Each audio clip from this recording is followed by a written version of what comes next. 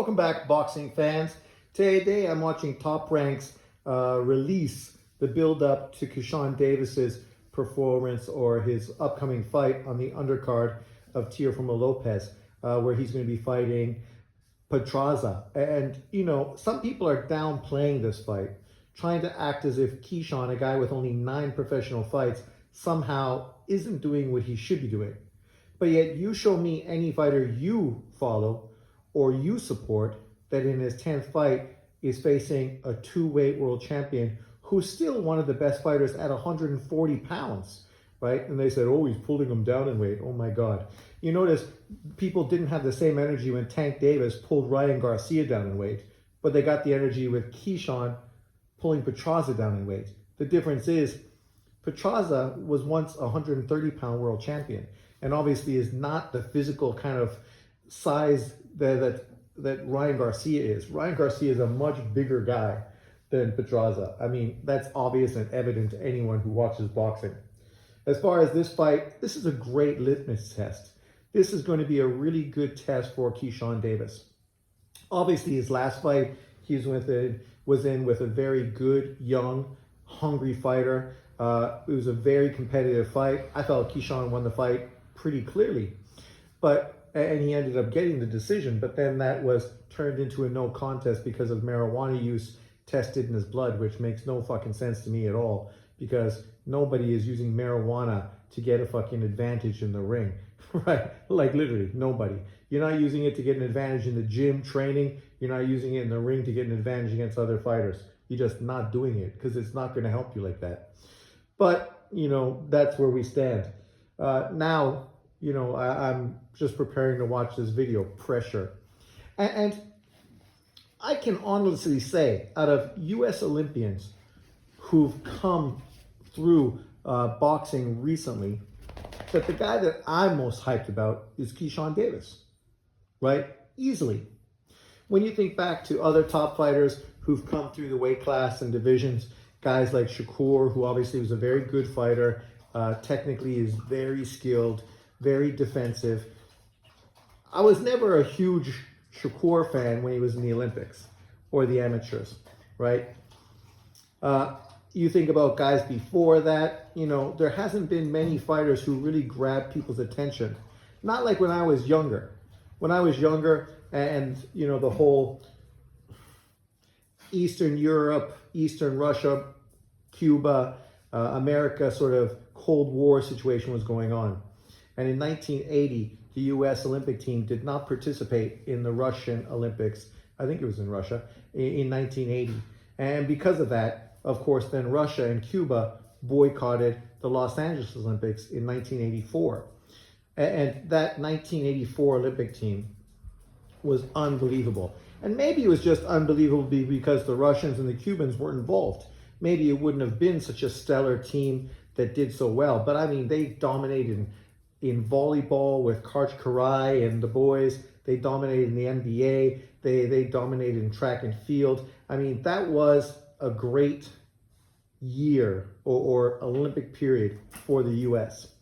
And the boxing team seemed to get tons of attention, tons of press, and you had a huge amount of fighters who really impressed and went on to become great professionals.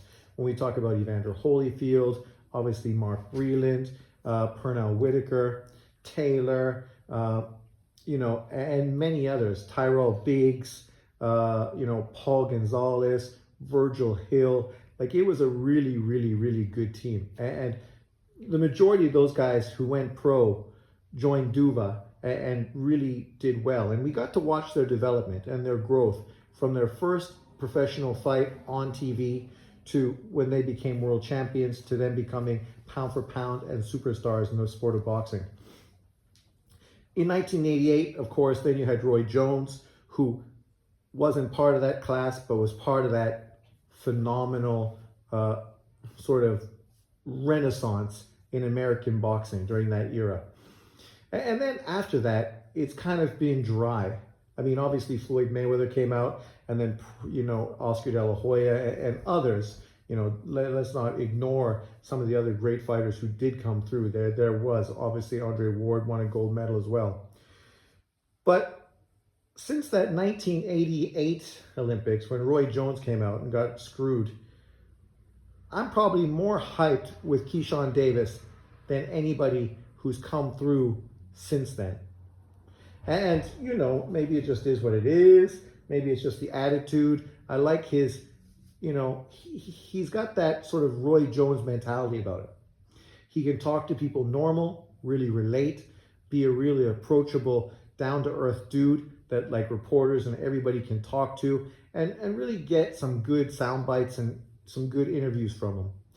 And he can really open up, right? Unlike some fighters who maybe just aren't as comfortable in front of the mic, aren't as articulate, he really does well. And it might be because of his long pedigree in the amateurs as well.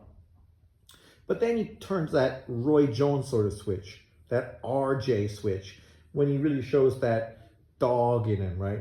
And I think working with guys like Shakur and Bud Crawford, this shit definitely is only going to continue to improve him moving forward.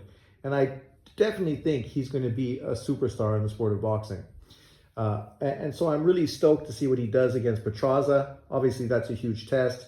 We've seen Petraza against Tank Davis.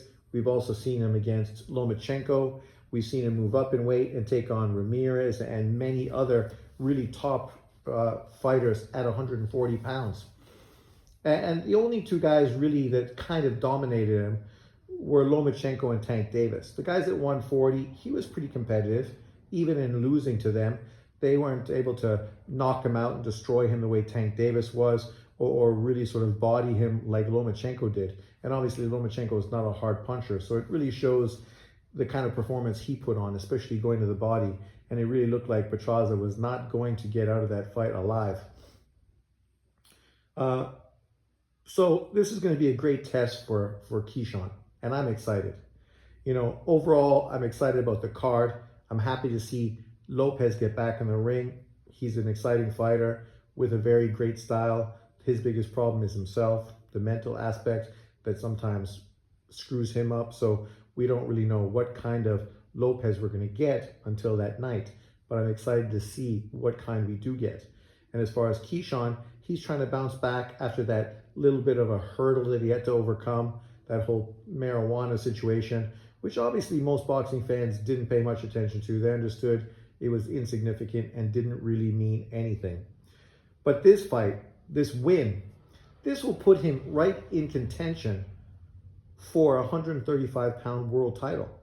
He's going to be highly rated by several of the sanctioning bodies and literally be right in line for a potential world title fight, whether that's against his homie, Keshawn, whether it's against Tank Davis, or against Lomachenko, or against Navarrete if he wins the WBO title.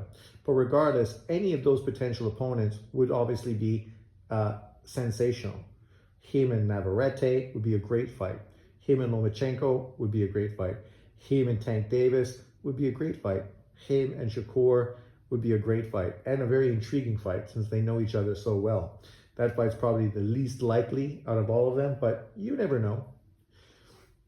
If you haven't watched this Top Rank on YouTube video, go check it out. Pressure, Keshawn Davis.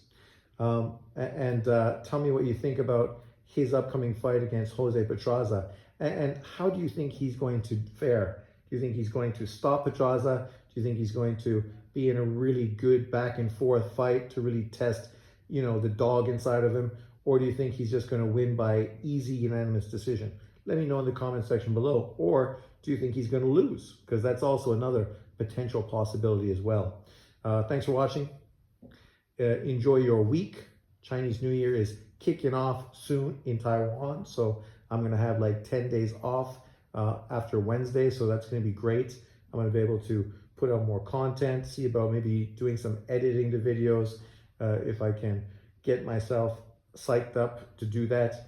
And obviously, remember people to continue to subscribe. I'm trying to hit that 500 number quickly. Hopefully we can do that by the end of February. That would be fantastic.